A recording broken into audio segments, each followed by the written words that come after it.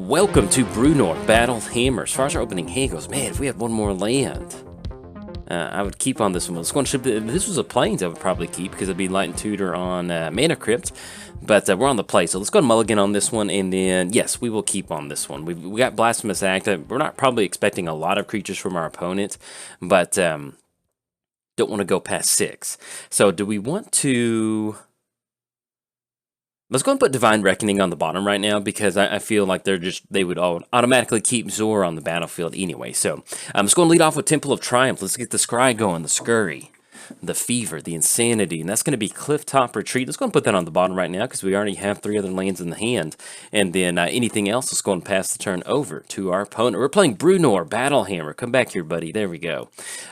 Each creature you control gets +2/+0 for each equipment attached to it. Then you may pay 0 rather than pay the equip cost of the first equipment that you activate each turn. So let's go and lead off with Plateau because we do have stuff to do for the turn. So let's go and go for... I guess, let's just go and go for Sword of the Animus. You know, if our opponent's got some artifact removal, if they want to use it on that, they certainly can, because Swiftfoot Boots would certainly help us build some sort of Voltron option for us. So, but that was Bruenor. Playing against Zor, the Enchanted. Flying, whenever Zor, the Enchanted attacks, you may search your library for an enchantment card of mana value 3 or less. Put it onto the battlefield, then shuffle your library. So we'll see what sort of... flavor of Zor we're playing against. Now Zor can get out of hand pretty quick, especially in 1v1 Commander, so we'll see what we're up against. And we'll jump into the old sponsors here in just a second. Alright, so we run into Fury Calm. Let's just do this. Let's just go and lead off with the Sacred Foundry. That way we're not taking any lives. Let's go for Swiftfoot Boots. And then next turn, we can check to see if the coast is clear and go for Bruenor. So anything else past the turn. Let's give a quick shout out to our sponsors, TCG Player. If you go to bit.ly/JoltMTG, that will apply my affiliate link. That'll allow you to get some cards and help support the channel at the same time. So if you're looking to get some new cards for new Commander deck, hey, much obliged if you use that link. Also, let's give a quick shout out to MTGOTraders, inkgaming.com/Jolt for 10% off of your order. And last but not least, I started a Patreon. So if you'd like to directly support cool content like this, there's a link down in the description below. But if you're keeping score at home, it is officially free time and it is Ristic study time. So let's try to keep that in mind. All right, so we've got Rayav drawn to that, which is actually very nice. I think at this point, we just end up going... Rayav, we're going to pay the 1. That way we can get Boots going. Yeah, I kind of like that. So let's go and pay 1 on this Ristic Study. Yes, we will definitely pay that. And let's go ahead and go for Fury Calm Snarl.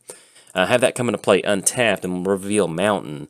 And let's go for Swiftfoot Boots on Rayav. Let's get some fun going. Let's go and swing in for 2. Let's knock our opponent down to 38 and then anything else. Let's go ahead and pass the turn over to our opponent. There we go. Let's get some double strike going too. Why not? And that'll actually, excuse me, yeah, drop it into 36. And then pass it back over to our opponent. So, but yes, it is officially free time. What are we doing with Bruenor? This is some good old just Boros equipment. Channeling our inner PJ to have some fun. So we've got some really good stuff in here. We've got Rayav and... you know, this is going to help us out with our creatures that are swinging in and attacking. We also do have a lot of the new... You know, Wizards recently has been kind of leaning into the red-white Boros equipment theme without it just being combat-focused to where, you know, they have Wylith, which is going to give us a card draw for each piece of equipment that a creature attacks with. Let me see what the exact wording on that is. Let's head over to Scryfall. But whatever they've been doing has been making it very fun, at least for me, to build Boros, because I typically stay away from Boros, or it's my least favorite color set to play, but having some sort of extra bonus for your Voltron threats out there in Bruenor, being able to put Wylith in there to get card draw, yeah, it's always a good thing. All right, opponent's going to go for Windfall, and yeah, that's totally cool with that. It's better than what we got. So they'll get a couple counters on the Ominous Seas, and we'll check that out in just a second. So we do have the option to go for Bruenor. I kind of like this sort of Feast and Famine line of play. Might end up doing that. So let's just see what we draw into for the turn. And that's going to be Chromatic Lantern. So it's going to lead off with Plains. And it's going to be 1, 2, 3, not paying Ristic Study. I think we just keep this one pretty calm. I think I kind of like this. So let's go for Sword of the Animist on Rayav. If they're kind of hurting on card advantage or different things like that, let's try to get a couple more lands on the battlefield. Let's go and swing in with Rayav. That's going to be 6 coming across at our opponent, dropping them down to 30. And there we go. Let's get the Rayav trigger on the stack. Let's go Sword of the Animist. We'll grab ourselves another mountain. I don't think we really have super heavy, like triple white, triple red in this deck. So we'll just go and grab a mountain because I think red's a little bit more of a heavier option in the deck. Get that mountain onto the battlefield. Let's go and swing in, drop our opponent down to 30. Now, if we take a Rhystic Study trigger, getting down Chromatic Lantern, that'll help us out next turn, especially if we don't hit the land dropped. And we're going to give them an extra card draw. Yeah, because if we're going to try to set up Bruenor or something like that next turn, just having access, because I'd also like to get down Sword of Feast and Famine. So let's do this. Let's just go and take a hit on this Rhystic Study right now. We're not going to be able to pay the 1, but at least we did get that land on the battlefield. Not going to be able to pay for 1. We'll get Chromatic Lantern down, and that'll free us up to start paying that Rhystic Study, because the converted mana cost on this deck is very, very low. And so just having a little bit more access to mana is really going to help us out. So let's take a quick look at Ominous Seas, because we need to see what's going on with that. So whenever you draw a card, put a Foreshadow counter on Ominous Seas, then remove 8 Foreshadow counters, created 8/8 creature tokens. So they're actually getting pretty close to that. They're already sitting at 5 counters, so we'll see what we can do. But yeah, let's talk about the package. So we do have Akiri in here, 3 mana Akiri, and once again, Akiri is going to give us that card advantage of getting equipment onto the battlefield. We do have Akiri Lineslinger, which is going to be another great option for us to get down, especially once we get down Bruenor, to kind of really stack that extra bonus. And let me see if I can get that pulled up. I always end up spelling it wrong when I go to Scryfall. It drives me nuts because I want to talk about it. Where is it? Only 1K. There we go. So let's do that. Yeah, so we've got Akiri Fearless Voyager in here, and whenever you attack a player with 1 or more equipped creatures, draw a card. So that's going to give us that nice little spread out bonus whenever they swing in. And, okay, so we do have Zor on the battlefield. Let's see if we run into any removal. Alright, so we run into a land. And with Sword of Feast and Famine, yeah, I kind of like that, because we're going to be able to pay for it. So let's go Sword of Feast and Famine. That's going to be 1, 2, 3. We're going to have enough for Rhystic Study and for the equip. So let's go and pay 1 on this one. And they're basically shields down. Well, they do have Fell War Stone, but they're going to have some sort of answer to stop this. So let's go and pay 1 for Rhystic Study. Yes, definitely do that. We'll get down Sword of Feast and Famine, and we're going to be able to get the equip. And so let's go and equip onto Rayav. That's going to be 1 and 2. And we're going to go ahead and make the land drop with Needle Spires, because that's going to enter the battlefield tapped, and that allows us to have a second main phase untapped land, which we'll certainly take. So let's go and swing in. And even with us not having Bruenor on the battlefield, you can see just having a 5/5 with double strike. I mean, that's also going to be double Sword of Feast and Famine triggers, which is going to be very nice. So let's see what this is going to be. Might be Teferi's Protection. Okay, so we're still going to get the Sword of the Animist trigger, which is still a bonus for us. We'll take that. Let's go and drop in Mountain, because they could have just cast it before the combat step. So we'll take it. Take an extra lane on the battlefield. And actually, we can deploy Leather Armor without fear of Rhystic Study, so that's going to work out. So we get down Leather Armor, then anything else is going to pass the turn over to our opponent. But yeah, so we've got the extra kind of mid-range Boros creatures that give us that nice card advantage. As far as some of the other value creatures in here, we do have Valduke in here, and if you haven't played with Valduke in a Voltron deck, Valduke is an awesome commander. It's mono red. And then at the beginning of combat, for each equipment attached to it, we get to create some hasty 3/1 elementals. And one of the good things about that is, sometimes you're playing Voltron, like right now we've got Sword of Feast and Famine, we've got that protection from black, that really does help us out. But there are some times to where you just don't really want to swing your Voltron threat into a board state that you're going to lose your creature. So once you get down something like Valduke, you get all the equipment onto Valduke, you're going to be able to get that combat bonus. All right, opponent's going to go for Grasp of Fate on Sword of Feast and Famine, which is, not the end of the world. We're still going to have protection for Rayav, which is going to be important, and that's going to be Zur tapped down, so at least we're going to be able to get in for an additional swing. But yeah, being able to get these elemental tokens on the battlefield still, threaten planeswalkers, chip away at opponents' life totals. It still allows you to do the Voltron game plan without having to put it all on one creature, so that really does work out. Outside of that, we're keeping the... that's the other thing, if you're building a Voltron deck, you definitely want to keep the... Alright, so we got Ancient Excavation. Draw cards equal to number cards in your hand, then discard a card for each card drawn this way. So we're going to see ourselves a Ominous Sea on the battlefield. So we do have some spot removal. Unfortunately, Blasphemous Act, that is going to be in the graveyard. So we're going to have to wait on a little bit more of a heavier board wipe, but we'll see what we can do. But yeah, as far as the equipment in the deck, we've got some really... high impact equipment that costs really low. You know, you've got a lot of stuff that you're trying to do in a Voltron deck like this, you know, from turn 0 to turn 5. And if you know, the swords of blank and blank are always nice to have in a commander deck, but if you have, you know, like 5 swords of blank and blank, you know, it's 3 to get it down, 2 to equip. It just really chews up a lot of your mana. So, ooh, and then we got Batterskull. That's going to be, let's see, 1, 2, 3, 4, 5, 6, 7, 8, 9. Oh, that's a bummer. All right, so we do not have enough to attack and equip. Now, if we end up dropping Bruenor down, that's going to be +2, +2, +2. We might be able to take care of the Kraken, because that's going to make it 5, that's going to make it 7, and then that'll make it 9. And we can definitely deal with the Kraken that way. Yeah, so let's go and go for that. Let's get Bruenor onto the battlefield.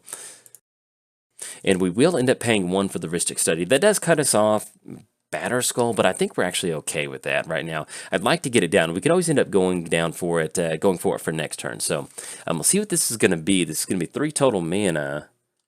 Countervailing Winds for each card in your graveyard. Yeah, they've got 8 cards in the graveyard, so we're not going to be able to pay that. Nope, not going to be able to pay for that.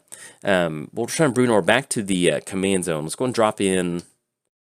And now we're at a spot where we just want to get Batterskull on the battlefield and let them pay that 1. That'll actually end up being 2 card draw if we end up going for Batterskull. But then that's going to give us a bigger Voltron threat for Rayab. But also at the same time, they've still got Zor that's going to be able to grab any piece of 3 mana removal. Okay, so let's go ahead and pay 1 for the... Yeah, I think we'll pay 1 for Ristic Study. Well, actually, if we're trying to close it out in the next couple turns, yeah, why not? Let's just be aggressive on this one. All right, so we're not going to pay 1 for Ristic Study. We're going to try to end up going for Batterskull to get that down. That way we can equip it onto Rayab and potentially go for Bruenor next turn. So it's going to be 1, 2, 3, 4, 5. Not super thrilled about giving our opponent a ton of card draw this turn, but we're getting to the point to where these tutors off of Zor are just really going to hurt us, so... All right, so they're going to get extra counter on Ominous Seeds. That's going to be Batterskull coming down, Living Weapon, and then I guess we'll end up going for the Leather Armor onto the Germ Token. Yeah, that's fine. We'll make it a 4/5 with Ward, and anything else, we're going to go and pass turn over to our opponent. So that's just going to be a 6/6 swinging into an 8/8 Kraken, so we'll go and pass on that one. If we do untap, and we're able to get Batterskull equipped onto Rayab, and I think actually with the Leather Armor... on the Germ Token, we'll get the Germ Token to stick around, but we're not super worried about the Germ Token. So, and we'll see what our opponent ends up tutoring up. But this is pretty much what we're trying to do with the deck. You know, just go Boros equipment, get some good value pieces on the battlefield. We've also got Rog in here, which if you don't know about Rog, it's the 0 converted mana cost Kobold. And oh man, getting down Rog, and because one of the good things about Rog, let's get that pulled up. So that's Rog. And just any excuse to put Rog in a commander deck, and I'm just thrilled. So we've got Rog. It's 0 mana. It's a 0/1. It has First Strike, Menace, and Trample. And it's just that was a copy enchantment. All right, so opponent's going to go for a copy, and that will end up being Batterskull. So they'll get rid of that. Like I said, we still end up with a Germ Token on the battlefield. So we're doing something right. And we'll still end up shifting that Leather Armor, so we'll lose that Phyrexian Germ here in a little bit. But yeah, with Rog, you know, any excuse to rug Rog in here, that's really fun. That's a late-game Voltron threat. We can just get down for free, toss all the equipment on there. Another really good one in here is Champion of the Flame. And if you don't have that card, I would definitely pick it up. It's cheap. It's a common. 2 mana, Human Warrior. It has Trample. It's a 1/1, and then it gets +2/+2 for each aura and equipment attached to it. So relatively low investment, but if you have a deck that has any number of auras or equipment in there, it can become a late game threat very, very quickly. You know, imagine we don't have Rayab out there with the double strike. We get down Champion of the Flame, start putting all this equipment on there, then drop in something like Bruenor. Or, you know, let's say we draw into Champion of the Flame. We get down Bruenor and we have Rayab on the battlefield. We're going to get that bonus from Champion of the Flame, +2/+2. Then we're going to get that +2 bonus from Bruenor. And, oh, that's what it was. So whenever you sack a card, put a -1 counter on a creature your opponent's controls. All right, there we go. And also, for next turn, we'll see what we rip into. If we hit another piece of equipment, that would work out, because we're looking at 6 for Bruenor. That's going to be 1, 2, 3, 4, 5, 6. So it'd have to be something pretty low, because we're still going to try to play around that Ristic Study. But we'll see what we can do, especially with an 8/8 and a 5/4. It's getting a little dicey out there. So let's get Bruenor on the battlefield. And we will end up paying that 1 for Ristic Study. Oh, and excuse me, with Archfiend, that does not target. I was trying to figure out how those -1 counters got on those. Let's go for Leather Armor for 0 onto Rayav. And that's going to make it a 7-2, which unfortunately we still can't do anything about that. We can equip Boots and Leather Armor on the Bruenor if we wanted to, and still get a free equip. Oh, and excuse me, with Leather Armor, we can only do this once per turn. So I was thinking we actually could have gone... We can do this. So we can end up going Swiftfoot Boots on the Bruenor. That's going to be 1. Yeah, and I totally forgot about the Leather Armor just being only 1 equip, so that's a little bit of a bummer. So let's go for Sword of the Animist onto Bruenor. Oh, and that's the first equip. Okay, so we just technically did that out of order, so that's a little bit of a bummer. All right, so anything else is going past the turn. But yeah, sorry about that. I forgot that it's only on the first equip. I thought it was just 0 across the board. So at least we're kind of spreading it out. We'll see if they have any more sort of discard effects. And then anything else, we're going to pass the turn over to our opponent. But yeah, as far as this deck goes, you know, it's pretty heavy Voltron. I've been trying to record a couple different games with it, and I haven't been getting that great of a game showing, and we're at the point now with the deck to where I don't know if it's necessarily the build or just running into unfavorable matches, because we've got all the stuff in here. We've got good equipment, we've got good bonus pieces, stuff like Wylith, different things like that. So I may end up trying to tweaking it after this, but at least kind of seeing this board state is exactly what we're trying to go for. So let's see if our opponent's got going for the turn. Ooh, my goodness, that's going to be all that glitters. So Enchanter creature gets +1/+1 for each artifact or enchantment that you control. Let's see what they end up grabbing. There could potentially be another... You know, I don't know the Esper lines of play with auras, but if they end up grabbing a non-removal aura and grabbing something that pumps up Zor, they might be able to get on this one. We'll see. Let's see what they end up grabbing. All right, our opponent ends up going for Imprison in the Moon, so they're actually going to imprison Rayav. All right, so opponent's going to swing in for a 9/12. That's going to drop us down. That's going to put us at 11 total commander damage, and then that'll drop us down to 29. Let's see what we end up drawing into, because next turn they're actually going to have commander damage if they just get any artifact or enchantment down, and it's also going to be another Ominous Seas trigger out there. So it's going to be Drake, untap 5 lands. So let's see what this is going to be. But yeah, I don't know what we could draw in to get past our opponent's board state right now, but we'll see. At least we can kind of try to assemble some sort of... Because you can see if we had Rayav out there, getting Sword of the Animus and Leather Armor on there, we'd actually have a pretty sizable threat with Bruenor. But we'll see. Let's see what they get going. Alright, so that will be Shark Typhoon, and that's going to drop Bruenor down to a 6-2, getting a flying shark out there. Yeah, this is, if you keep the score at home, it's not looking good. Let's see what we draw into for the turn, and that is going to be Arden, which doesn't really help that much. So we go Sword of the Animus, we go Leather Armor. That's going to bump it up. Let's just go and equip it by paying 0, just to kind of see what we're working with, but I still don't think that's going to be enough. So we go Leather Armor onto Bruenor. That's going to make it an 11-4, but even then, they're just going to be able to make so many trades. Yeah, good game to our opponent. We're going to go and scoop this one up because they've got the commander damage. We have no way to stop Zor with the flying, and we didn't run into any removal on that one. So, but yeah, if you got any suggestions, if you built Bruenor, hop in the comments, let me know. Definitely going to be tweaking it as games go on. But anyway, if you enjoyed the video, hey, like and subscribe. Thanks. Bye. Welcome to Bruenor Battlehammer. As far as our opening hand goes, this is good. We don't have any card advantage, and we're on 2 lands. I'm going to go and ship this one back. I like the stuff that's in here. If we had like 3 lands and yeah, let's go and ship this one back. And there we go. So that's going to be Mana Crypt into... Yes, we will keep on this one. Man, I've had a rough go of recording Bruenor as far as our opening hand goes. So that's why I'm kind of aggressive on that one. Let's go and put Batterskull on the bottom. Yeah, I think we're cool with that. Yeah, let's do that. So let's put Batterskull on the bottom. Click OK. Let's go and lead off with Scalding Tarn. And let's go and crack Scalding Tarn. Let's grab ourselves a Plateau. Let's get Mana Crypt onto the battlefield. And let's go ahead and go for Tormenting Voice. It's going to be 1/2. And I think what we can, let's just go and get rid of... I think we'll get rid of Austere Command right now. I think we're okay with that. All right, so we run into Aid and Worn Powerstone. Okay, that's good. So anything else, we're going to go and pass turn over to our opponent. But yeah, I've been trying to record Bruenor this morning. Been running into some 2 land games where we don't make our land drops, and I'm running the same amount of lands that we run in here, same amount of ramp for a Boros equipment deck. So anyway, that was the reason for that aggressive mulligan. So especially playing against mono black removal. Well, not saying Crick is going to be mono black removal, but you're playing against mono black, you always associate a lot of removal with mono black, so that's something else we wanted to be a little bit aggressive on this one. But anyway, let's get some fun going. All right, let's go and choose tails on this one. One the flip, we are good, and that is going to be fling. So let's go and drop in one power stone. That'll really allow us to power it out pretty quick for next turn. It'll be 1, 2, 3, and then we'll keep our fingers crossed for a land drop for the turn. That'll be pretty good. Anything else? Kick it back over there. Playing Bruenor Battlehammer. For each creature you control gets, I'm just making up stuff. Each creature you control gets +2/+0 for each equipment attached to it. Then you may pay 0 and then pay the equip cost of the first equip ability that you activate each turn. Playing against Crick, son of Yawgmoth. Also son of no high resolution art. Let's see if that's still true. We're going to go to MTGPicks.com and search it, because last time they never had it and I wanted to make Crick deck look really good with some high resolution art, and I need to know this. So let's see. All right, so actually that didn't pop up. We'll look here in a second. So let's go and click OK. Choose tails on this Mana Crypt trigger. Lost the flip. We're 1 for 2 on those, and we run into Alpine Meadow, so I'll take it.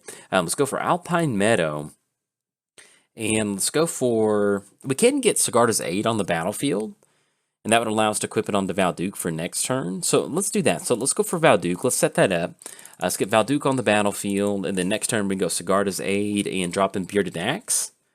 And that sounds like a pretty good plan, so we will pass the turn. But yeah, let's see if we can find that. It's going to be Crick, and I can't find it, so we'll look at that here in a little bit. But anyway, lifelink. For each black mana and a cost, you may pay 2 life rather than, yeah, because look at Crick. It's got some really cool art. And I wanted to do some fun stuff with the spikes, but the art that they released for it was just so poor quality that you just couldn't do anything with it. But anyway, all right. For each mana, black mana and a cost, you may pay 2 life rather than pay that mana. Then whenever you cast a black spell, put a +1 counter on Crick, son of Yawgmoth. And do we have Voltron Crick? If we're going to have that, that sounds like a pretty good plan. But yes, anyways, we covered both commanders. Give a quick shout out to our sponsors, TCG Player. If you go to bit.ly/JoltMTG, that will apply my affiliate link. That'll allow you to get some cards and help support the channel at the same time. So if you do use that link, much obliged. I certainly appreciate that. And what set is Crick from? Commander 19. We'll find it. Also, let's give a quick shout out to MTGOTraders. Let's give a quick shout out to ingaming.com. And last but not least, I started a Patreon. So if you'd like to directly support cool content like this, there's a link down in the description below. But if you're keeping score at home, it is officially free time as we try to find if there. All right, so we found Crick on MTGPicks.com. And let's look at the art. Yep, still same art. Doesn't look good. All right, so Whisper Silk Cloak, they're going to get that down, and we can go from there. But anyway, let's talk about Bruenor. No more longer about Crick. So this is just Boros equipment. Nothing too crazy.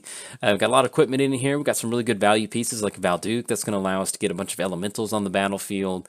And since this does look like Crick Voltron, I'm excited to get this going. I think this will be a lot of fun. We do have Fling, which is another thing that we can use to get rid of Crick, but to get the treasure tokens going, then that may not end up working out for us. So let's go and choose tails on this Mana Crypt trigger. 1 the flip. I think we're 2 for 3 on those. And we do hit the land drop for the turn. Okay, so we've got Bruenor. And we've got Sigarda's Aid that would immediately go on to Valduke. And we're getting an extra elemental token on the battlefield. I think I kind of like that. So let's go Sigarda's Aid. We'll get that down. Let's go for Bearded Axe. It's going to be 1, 2. And then we equip that onto Valduke. Yes, we will definitely use that ability. And we're only sitting at 1 piece of equipment right now. So let's go ahead and drop in Sacred Foundry. And we will not pay 2 life on that because we do have Valduke swinging in our life total. So let's go and swing in Valduke. Let's get that elemental token going. Oh, yeah. One of my favorite things about Valduke is that you get these elemental tokens regardless of whether Valduke swings in or not. Now, if the coast is clear, like then we get to swing in with Valduke. But if not, then you just get to put all of your equipment onto one Voltron threat and just have all those elementals be the threat, which is a lot of fun. But yeah, that's kind of what you want to do. If you're thinking about building Bruenor, you want to end up building a deck that just has a lot of overlapping value. You know, you want to have the equipment in there. You also want to keep your equipment down pretty low to the ground. A lot of 1s, some 2s. You can put a lot of Sword of Blank and Blanks in there, or Double Strike. But once you get to the 3 spot with your converted mana cost for a piece of equipment, there's just a lot of times to where you will be a threat at the table once you get some sort of, if we cast an equipment, we get a card draw, or, we have, Bolus's Citadel. But once we get down Valduke, that will be a target at the table because you can start to generate a ton of value that way. So you want to be able to keep your equipment costs pretty low. That way you can cast a lot of stuff, take advantage of something like Sigarda's Aid without having to spend your entire turn, just tapping out for something for 3, then equipping for 2. If you can draw into a couple different pieces of equipment, get it down for 1, and just really capitalize on that card draw, that's pretty good. Outside of stuff like Valduke, where we get that extra token package, we are running the Boros creatures that they've released recently. That's going to be, let me get the deck list popped up. That's going to be Rayav, which is going to, I can't remember exactly what Rayav does. I think it's a double strike. And in fact, let's look that up real quick. So with Rayav, that should be double strike. Yeah, that's going to give us double strike. We've also got Wylith in here, which is going to give us some pretty good card advantage. And the good thing about Wylith is that we do get, I think with Blood Celebrant, don't they go infinite? I think. Or something like that. They can pay that 2 life. Something like that. But we're going to just go on auto yield and let them kind of go through the turn. We do have a Kiri, Fearless Voyager in here. So whenever we attack with 1 more equipped creatures, we get to draw a card. And so basically, that's something you want to incorporate in here. You have something like Wylith, a Kiri, that's going to give you some really good card advantage for your equipped creatures. You want to run stuff like Pure Steel Paladin and Srom. That way you're getting that card advantage of whenever you do decide to just cast equipment to get that card advantage, which is always a good feeling. And just try to get as much value as possible. Right now, we have a Bruenor deck set up to where if we have a lot of creatures out there and a lot of equipment, we're going to have a really nice bonus. But this game has transitioned to more of a Valduke style game plan. And so that's, oh my goodness. Demonic Embrace. And let's check this out. So that's going to be, is a demon. So we got Phyrexian Horror Minion Demon. I'm digging our opponent's deck. This is really sweet. You came here for Voltron, and you're getting it from our opponent's side of the battlefield. And, yeah. All right, so this is going to be pretty good. So let's see what we draw into for next turn. If we can somehow get our power and toughness bonus moving, maybe we get a point to where we can fling something at Crick and get Crick off the battlefield. But I don't know what we could do to draw into that. So then also next turn, we're going to be dead to commander damage. So anyways, let's see what we draw into. Let's go and choose Tails on this Mana Crypt trigger. 1 the flip. I think we're 3 for 4, and that is Commander Sphere. So that is no equipment, and there's nothing else that we can do in Crack. So, and Crick does have, let's make sure, yeah, it's got flying. So let's go and toss up the good game to our opponent. Good game. Unfortunately, you may see a string of videos together that doesn't really show a good win with Bruenor. I do apologize, but with the little baby, my time to record is very limited. And so I've got to move on to another commander. But we're still going to be getting more games in the Bruenor. And I like the build. I'm just running into some mana issues. Just, not hitting lane drops and getting that down. But anyway, you can see what we're going for. Valduke and Bearded Axe. And if we get some sort of card draw piece where we can get these equipment going, it really kind of sets the tone. But our opponent's got it on this one. Look at that one. That's beautiful. Anyways, if you enjoyed the video, hey, like and subscribe. Thanks. Bye.